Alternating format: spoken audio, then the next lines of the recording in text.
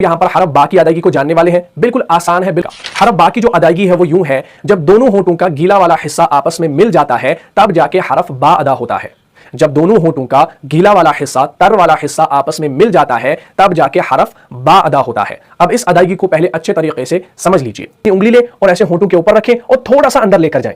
तो ये वाला जो अंदरूनी हिस्सा है, ये जो गीला वाला हिस्सा है, निचले वाले होंठ का गीला हिस्सा और ऊपर वाले होंठ का गीला हिस्सा, जब ये मुकम्मल मिलेंगे, जब ये पूरा आपस में मिलेंगे तब जाके हरफ बा अदा होगा। तो जैसे हम पढ़ते हैं बा बा बा, आप इस हरफ को पढ़ें और आप ये महसूस करेंगे कि ऊपर वाले होंठ का जो गीला वाला हिस्सा है ये निचले वाले होंठ के गीले हिस्से से चिपक रहा है, मिल रहा है। बा बा बा। अब अगर हम इसकी मश्क करें, जैसे बा जबर बा, बा जेर बी, बा पेश बु, बा बी बु, या हमजा के साथ हमजा बा जबर अब, हमजा बा जेर इब, हमजा बा पेश उब।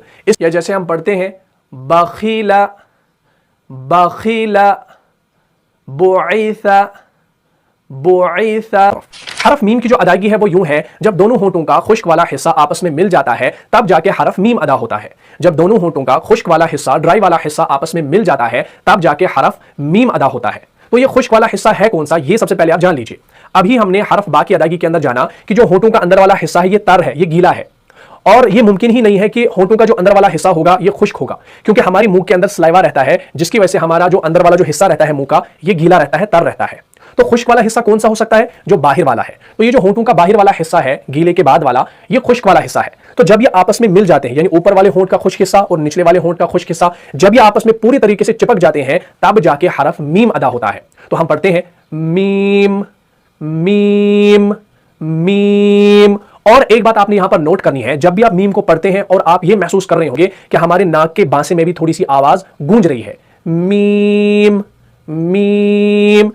हरफ वाव की जो अदायगी है इसको समझने की कोशिश कीजिएगा, बिल्कुल आसान है, थोड़ा सा ध्यान दीजिएगा। दोनों होंठों को गोल करने से हरफ वाव अदा होता है।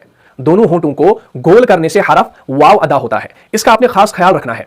जैसा कि अभी आपने देखा हरफ बा के अंदर और हरफ मीम के अंदर, वहां क्या हो रहा था कि दोनों होंठ आपस में मिल रहे थे, चिपक रहे थे, तब जाके बा और मीम अदा हो रहे थे। लेकिन वाव के अंदर खाली आपने होंठों को गोल करना है, लेकिन हिस्सा कौन सा मिलेगा, ये साइड वाले जो हिस्से हैं ना, ये वाले हिस्से आपस में मिलेंगे थोड़ा सा, लेकिन बीच में जो स्पेस रहेगी वो ओ शेप में रहेगी।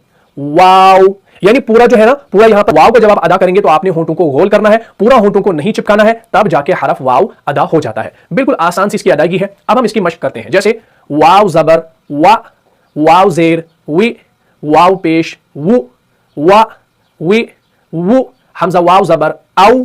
या जैसे हम पढ़ते हैं वरादा वरादा वदाअ वदाअ। उम्मीद करता हूं आपको वाव का भी मखरज समझ में आया होगा। बिल्कुल आसान है, इन तीनों हरूफ को आप अच्छे तरीके से अदा कीजिए, और ये आसान हरूफ भी हैं, इनको सही तरीके से अदा कर दीजिए ताकि आप कुरान के अंदर कहीं गलती न करें।